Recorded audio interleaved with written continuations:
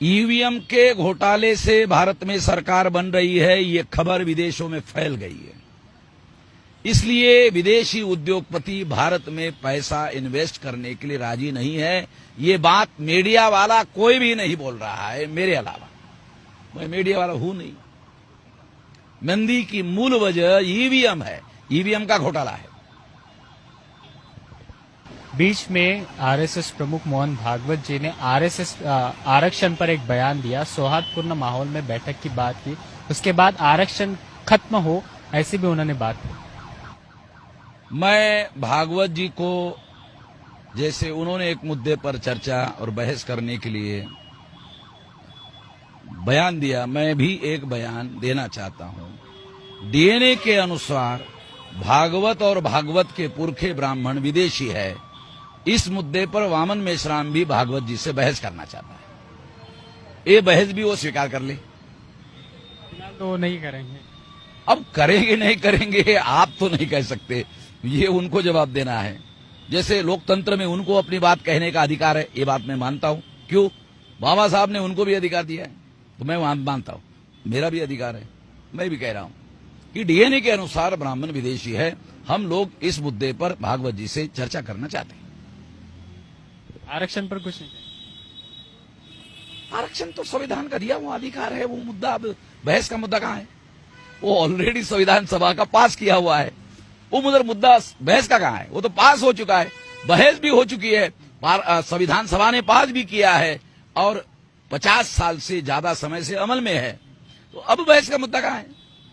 फिलहाल भी कुछ ही दिन पहले मोदी जी अमेरिका में थे। उन्होंने कहा कि देश में सब ठीक है, ऐसे कुछ भाषाओं में उन्होंने अनुवाद किया। लेकिन यहाँ पर सवाल बहुत सारे हैं। देश में बेरोजगारी चरम सीमा तक पहुंच चुकी है। ऐसे में उनका ये रवैया क्या आपको ठीक लग रहा है? मीडिया वाले एक तरफी प्रोपेगेंडा कर रहे हैं बीजेपी वालों का, इस वजह से समस्या ज्यादा बढ़ गई है। मोदी उतनी बड़ी समस्या नहीं है जितना बड़ा मीडिया का चुप रहना समस्या है। अगर मीडिया वाले दोनों बातें, जैसे मैं 3 महीना 1 दिन हो गया, 1 दिन की खबर नहीं छापी, इतनी बड़ी एक्शन मैं कर रहा हूं। मेरा कहना यह है कि जैसे चुनाव आयोग कहता है ईवीएम मशीन निर्दोष है, उसकी खबर आप छापते हो, तो मेरा कहना यह है कि सुप्रीम कोर्ट ईवीएम मशीन निर्दोष है ऐसा मानती नहीं है। सुप्रीम कोर्ट संवैधानिक संस्था है, चुनाव आयोग भी संवैधानिक संस्था है, मगर चुनाव आयोग सुप्रीम कोर्ट के अधीन है, सुप्रीम कोर्ट संविधान के अधीन है। तो सुप्रीम कोर्ट का आदेश भारत में कानूनी दर्जा मान्यता प्राप्त है। तो चुनाव आयोग को जब वो कह रहे हैं कि ईवीएम मशीन निर्दोष नहीं है, तो मीडिया वाले एक तरफी बयान छापते हैं निर्दोष वाला, मेरा बयान क्यों नहीं छापते? ये सवाल है ना।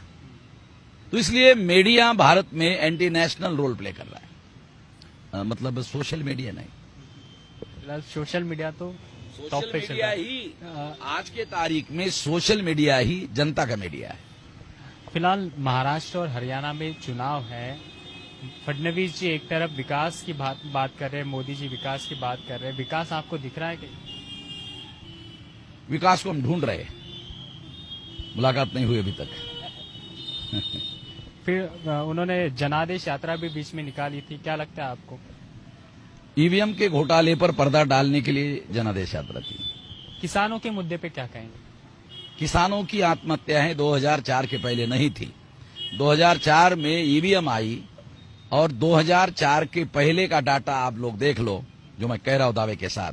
2004 के बाद ही किसानों की आत्महत्या शुरू हुई। तो आत्महत्या का और ईवीएम का बहुत गहरा संबंध है।